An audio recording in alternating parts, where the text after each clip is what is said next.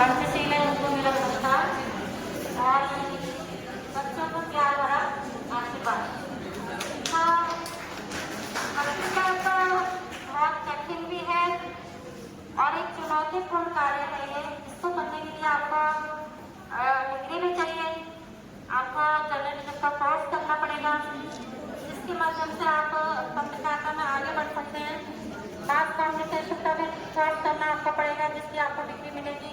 एक अच्छी संस्था में आपको जाना पड़ेगा, कुछ अच्छे लोगों को देखना पड़ेगा, आपको खुद चुनना पड़ेगा कि आप कहाँ से क्या कर सकते हैं। इस लाइन को चुनने के लिए आपको एक अच्छी पढ़ाई की बहुत सबसे ज़्यादा जरूरत है। सबसे उससे भी बड़ा आपको हौसला, आपका मजबूत हौसला जो होगा तभी आप कुछ कर पाएंगे। कोई भी लाइन हो, आप किसी भी लाइन में चले जाइए, कहीं भी चले जाइए, आपको सबसे पहले हौसला अपना बनाना पड़ेगा।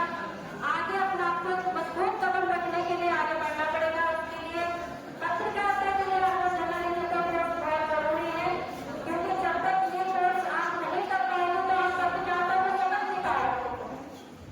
तो इसमें निडरता भी होनी चाहिए, आपको डरना नहीं है किसी से। और आजकल तो ऐसे कई जगह पत्रकार कई ऐसे हड़ताल नहीं कर पाते हैं, और जो भी करता है तो पहले डिग्री तो मिलता ही है। तो इसके अलावा आपको डर को भगाना पड़ेगा अपने।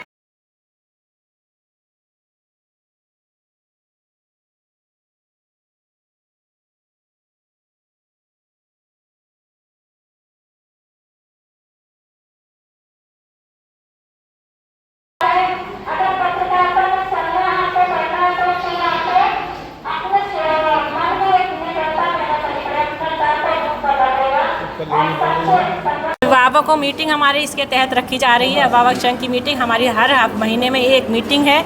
हमने एक कैरियर क्लब बनाया है जो सरकारी योजना के अंतर्गत था, जिसमें बच्चों के विभिन्न कैरियर से संबंधित चार्ट लगाए गए हैं। बच्चों को कैरियर में आप कैसे अपना कैरियर में आपकी रुचि क्या है, ये हमारी टीचर्स सब क्लास टीचर्स देख रही हैं। सबसे मेन बात जो हमारे विद्यालय में संचालित हुई है वो ये है कि हमारी जो टीचर्स ने बच्चों की प्रोफाइल बनाई है सबकी, जिसमें वो बच्चा कौन सा विषय ले रहा है और वो बच्चा आगे चल के कौन से विषय को में जाना चाहता है, उसके पेरेंट्स कहाँ जाना चाहते हैं। तो मुख्य मुद्दा हमारा यही है कि बच्चे भटके ना।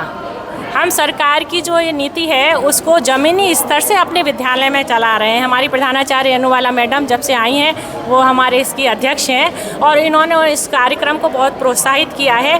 खुद स्वयं इसका निरीक्षण हर सप्ताह करती हैं, देख रही हैं कि आप बच्चे टीचर्स ने कितना मोटिवेशन दिया है, बच्चों को रिजल्ट क्या आया है, क्लास में जा के देख रही हैं मैडम हमारी कि हमारा ये प्रोग्राम कितना सफल हो रहा है। कितने बच्चे हैं मैम? क्या उद्देश्य है ये जो प्रोग्राम है, ये हमारा राज्य परियोजना उत्तर प्रदेश सरकार द्वारा चलाया जा रहा है। समस्त माध्यमिक विद्यालय जो कि यूपी बोर्ड से संचालित हैं, 9th से और इंटर तक पढ़ने वाले सभी बच्चों के लिए कैरियर के लिए ये प्रोग्राम 5 सितंबर 2023 में ये शुरू किया गया था।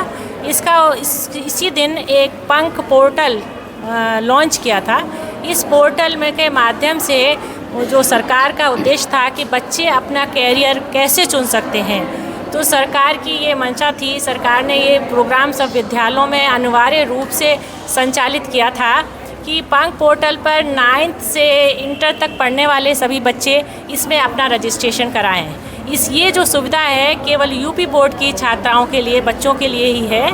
वो रजिस्ट्रेशन जो बच्चों को कराना है उसमें उनका पासवर्ड 9th और फर्स्ट ईयर में जो बच्चों का रजिस्ट्रेशन नंबर होता है वो नंबर, उनका जो पासवर्ड है यूनिक आईडी है वो उनकी, और पासवर्ड है 1 2 3 4 5 6, जो कि अनिवार्य रूप से सभी बच्चों के लिए करा गया है, क्योंकि पासवर्ड सबका अलग अलग है। बच्चों की रजिस्ट्रेशन आईडी है और जो उनकी वो है पासवर्ड 1 2 3 4 5 6 है। इस आपने जो रखा है ये कितने समय में आप रखते हैं? हाँ, ये जो प्रोग्राम है इसके लिए हमारे पास साप्ताहिक एक गतिविधियों का सरकार ने हमें ये योजना भेजी हुई है, जिसके अंतर्गत हम विभिन्न तरह की गतिविधियाँ कराते हैं। सप्ताह में हर सप्ताह कैरियर से संबंधित गतिविधियाँ होती हैं, जिसमें हम विशेषज्ञों को भी बुलाते हैं। और सबसे मेन बात है, हमारे बच्चों का एक साइकोमेट्रिक टेस्ट लिया गया था, जिसमें बच्चों का बुद्धि परीक्षण भी इसमें शामिल है, जो कि हमारी मनोवैज्ञानिक विज्ञान की प्रवक्ता द्वारा लिया गया है। और जो हमारे विषय के समस्त जो यहाँ अध्यापिका हैं, विषय विशेषज्ञ हैं, वो हम बच्चों को गाइड कर रही हैं कि 9th से लेकर इंटर तक बच्चे अपना किस क्षेत्र में कैरियर बना सकते हैं। बच्चों के हमारे सामने जो सबसे बड़ी समस्या थी, वो एक समस्या ये थी कि बच्चे विषय चुनने में हमेशा गलती करते थे। तो आप क्या संदेश देना चाहते हो? हम ये संदेश देना चाहते हैं, जो संदेश है हम सभी माध्यमिक विद्यालयों को आपके मीडिया के माध्यम से एक बहुत ही महत्वपूर्ण संदेश देना चाहते हैं। एक मोटिवेशन डॉक्टर प्रकाश कुमार ने लिखा है, कोशिश तो कर, उसमें सार बच्चों के कैरियर से संबंधित है। वो 4 पंक्तियाँ मैं आपको सुनाऊंगी।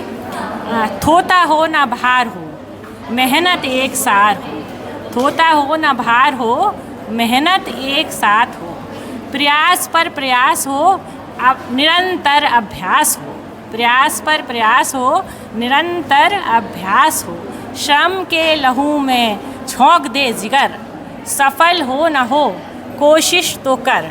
ये जो संदेश है, इसकी जो 4 पंक्तियां हैं कि बच्चे जो मेहनत है वो तो एक साथ करें। ये नहीं कि आज 2 घंटे पढ़ लिए, कल को छुट्टी कर दी, फिर 5 घंटे पढ़ लिए, फिर छुट्टी कर दी। तो उनकी जो मेहनत है वो एक तो उनका टाइम एकदम से एक फिक्स करें अपना कैरियर बनाने के लिए।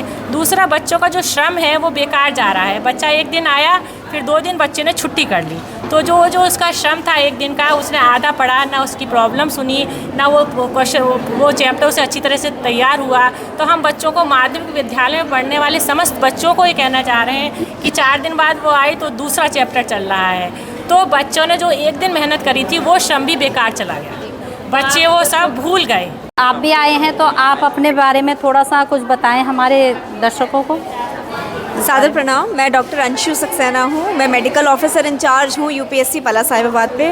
उसके साथ साथ एक कथक नृत्यांगना भी हूँ और संगीत का भी शौक़ रखती हूँ।